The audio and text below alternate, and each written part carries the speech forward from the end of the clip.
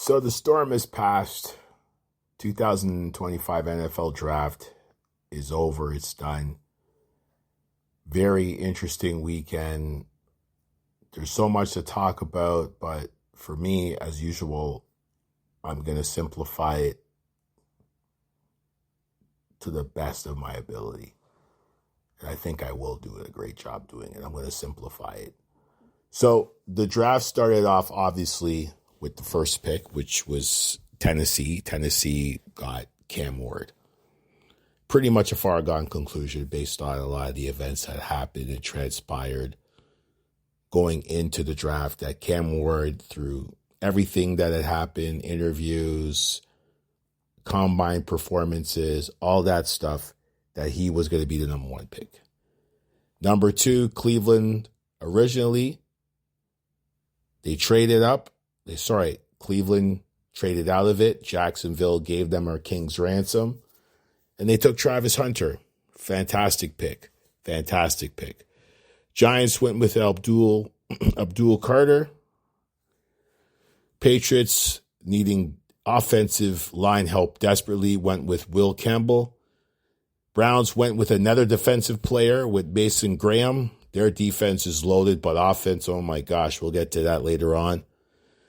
Ashton Genty, the Raiders decided, you know what, we're going to go running back. The Jets went with Ahmad Membu, offensive lineman, which they do need offensive line with what quarterback. But then again, you got Justin Fields. They got Justin Fields. Oh boy, I'm looking forward to Justin Fields. I think he's going to do something. So, and Panthers, Tatarola McMillan went wide receiver. Saints went with Kelvin Banks, another offensive lineman. And then for the 10th pick to round up the top 10, Colston Loveland, tight end for the Bears. So offensive line, there were 3 picks in the offensive line department in the draft in the first 10 picks. 2 receivers in the first 10 picks. 1 running back. 2 defensive players, and only 1 quarterback. Now, why I say that? Because originally there was supposed to be another quarterback drafted in the in the first round here, top 10 picks, but that didn't happen. And it's interesting because if you look at the draft board as you keep going down, you see the 49ers picking up Mikael Williams. I thought that was a steal pick. I felt like the 49ers could have waited to get him, but that was good. Tyler Booker by the Cowboys. I can't get mad at that. Need offensive line. The Falcons went to load up on defense with a pick like Jalon Walker. Cardinals went out and got Walter Nolan, another defensive tackle. Smart pick. There was a lot of smart picks in this draft, and then we go down to 25 again, which was the Giants, and they decided to pick up Jackson Dart, who was the 3rd-ranked quarterback up until, this past Thursday. The Vikings, of course, going with Jonathan Jackson, offensive lineman from the national champions, Ohio Buckeyes. Another smart move. You need offensive line, of course, getting rid of a few players in the offseason. Detroit picking up Talik Williams, smart pick. I mean, there was a lot of, and then, of course, the Bills, Maxwell Hairston, cornerback. They always seem to pick up these corners, Buffalo. I mean, it's just unreal how Buffalo's always getting these corners, and they're successful with them. It's not just the Brandon Beam regime. It's been the regimes before him, predecessors. It's been crazy. And, of course, the Steelers picking up Derek Harmon. I think I did that. If I didn't mention it, I mention it now. Smart pick again. These are good players. Everybody's, this is not a stacked draft. Like, you hear the Mel Kipers and all these other supposed analysts, this is not a quarterback draft. There's no such thing. Because most times when they announce that this is a stacked quarterback draft, how many of those quarterbacks actually succeed? Maybe 1. Maybe, I don't even know. And if it's 1, sometimes there's a quarterback deep in like the 2nd or 3rd round.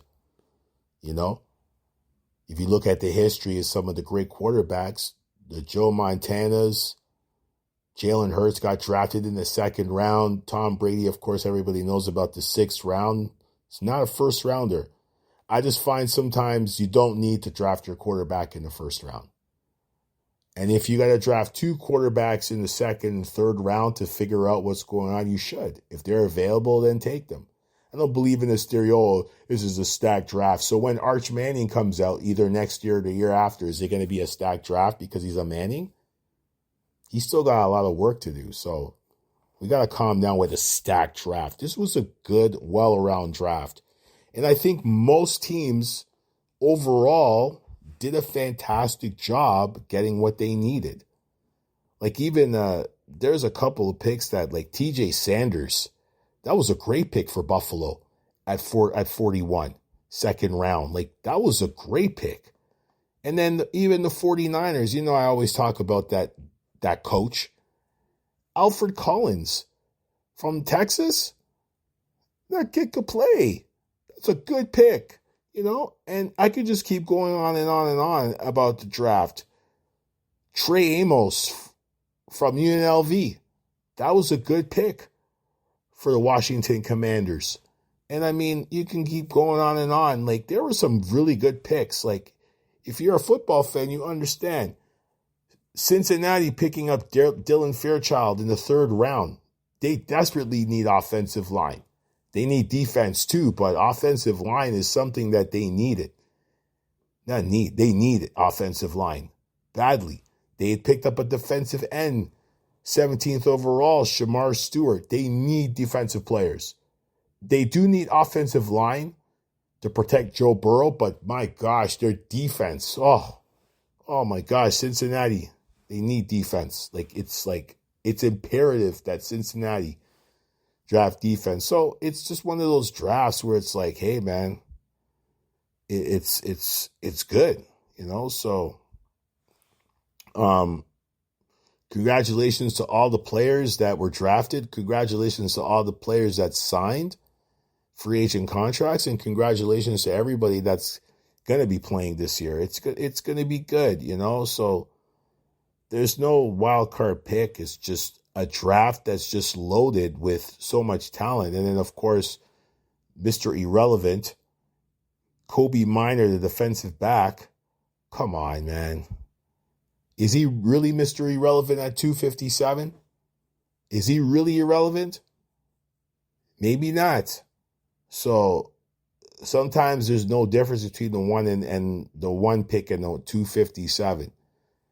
So some guys, it's just about scenarios. Some guys, it's just situational. Every player here could do something. They might not make the team. They might end up on another team before the season starts and go forth. But now let me get to this to conclude this draft wrap-up here. Shedeur Sanders, 5th round, 144. Now the questions are the why, what happened, the politics. You've had many sports analysts, many talkers, fanboys, fangirls, this one, that one, giving their input.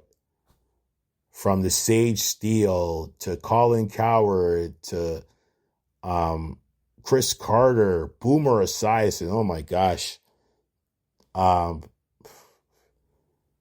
Just, of course, Keyshawn Johnson and a host of others. Just everybody's putting in their intake. Most of them are truthful, great opinions, great insights. Then you have the Sage Steele who just wants to be extra.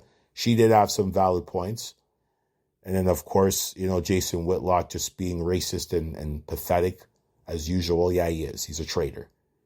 And when I say he's a traitor, I don't mean he's a traitor in terms of like, oh, yeah, this and that towards black people. But he never uplifts black people unless it benefits him.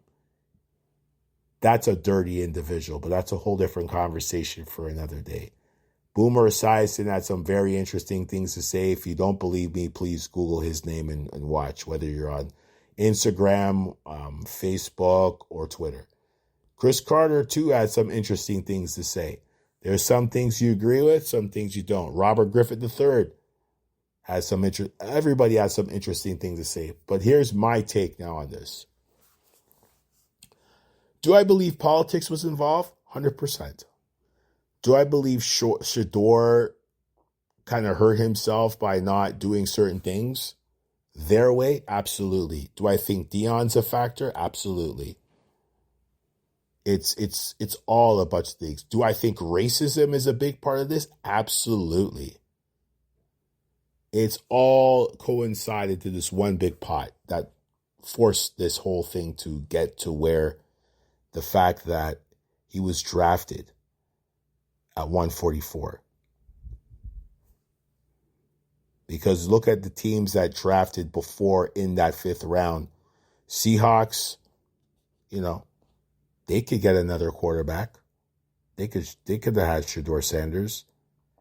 The Vikings, J.J. McCarthy's not a shoo-in.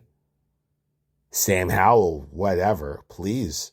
They don't really have a quarterback. Shedeur Sanders. The Panthers, well, we know they got my guy. So they're good. The Ravens, they got another guy that I like, so they're good. Dolphins got their guy. So, but yet they all passed on him, and other teams too passed on him. There's a certain thing, and I'll say this. Personally, I believe that he's a great person and a fantastic talent because I've watched enough of his games in Jackson State and in Colorado to say, hey, man, this guy should be a top pick. I want to hear it's not a deep quarterback draft or it's not a great quarterback class. No quarterback class is always deep because half the time if you draft 7 quarterbacks in the first round, maybe one of them is going to come out. I remember the Bears gave up a king's ransom to get Mitch Trubisky. How did that work out? Josh Rosen, how did that work out? Ryan Leaf, how did that work out? Johnny Manziel, who got drafted after all the foolishness that went on with him before even the draft, how did that work out? Do you want me to keep going? So we got to stop this. Oh, it's not racism. It's not this. It's a combination of things why Shedeur wasn't picked. And let's be honest, these owners don't like the optics either. And they don't like people that are confident. He's a very confident kid. Look who his dad is.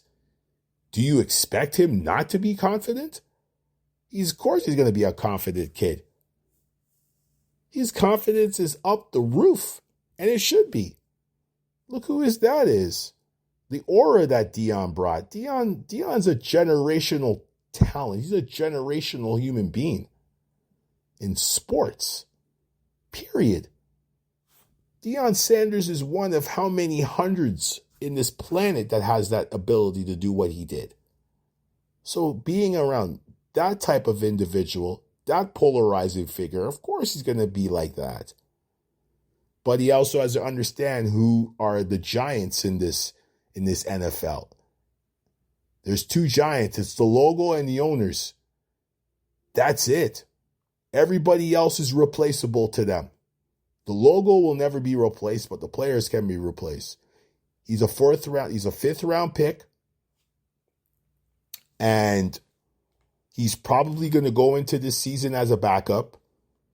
It's going to be a battle with 4 other quarterbacks because Deshaun Watson is off, but he's probably going to be done and released at some point in time. So it's going to be a very interesting scenario for Shedeur. Can he put it together and make the team and eventually take over as a starter? Absolutely. He has the tools. Now, some people say he needs to kind of chill a little bit. I heard Ryan Clark say Deion should step away or let him go. I've heard of so many things. I will say this. He just needs to play football and let the chips fall. Play football, chill out. Don't have to have the parties and pose with the money and hang out with people. You see, you got to understand, too, the people that you hang out with is going to determine your destiny. So if these people, and I could tell you this, none of those people in that crowd have a practice in the morning. None of those people had to jump on a plane and go to Cleveland. The only person that had to jump on the plane and go to Cleveland was him, and his brothers got to go to Tampa. Travis Hunter wasn't there. He was already in Jacksonville. So be careful who you surround yourself with. I think Travis Hunter will understand that in Jacksonville. Cam Ward understands it because he ain't playing around. Shedeur's got to put that serious mode on and realize, hey, man, this is my opportunity and I'm going to make the best of it and get rid of some of these leeches that he has on him, because I could tell you some of those people that you saw in that party last night, or not last night, Saturday night, are leeches. They got nothing going on. They don't got work in the morning. They don't got to go to practice. They don't got to study film. They don't have to do any of that. Shedeur has got to discipline himself in that matter. Don't think about your pops. Don't think about anything else. The chicks, they'll come at some point in time. Think about football and putting yourself in the perfect position to be successful. And that Cleveland Browns starting quarterback job will be yours. I guarantee it. So that's my take on it. Ladies and gentlemen, as usual, good morning, good day, good afternoon, good night, wherever you are. This was the NFL Draft Wrap-Up. I'm out. Peace.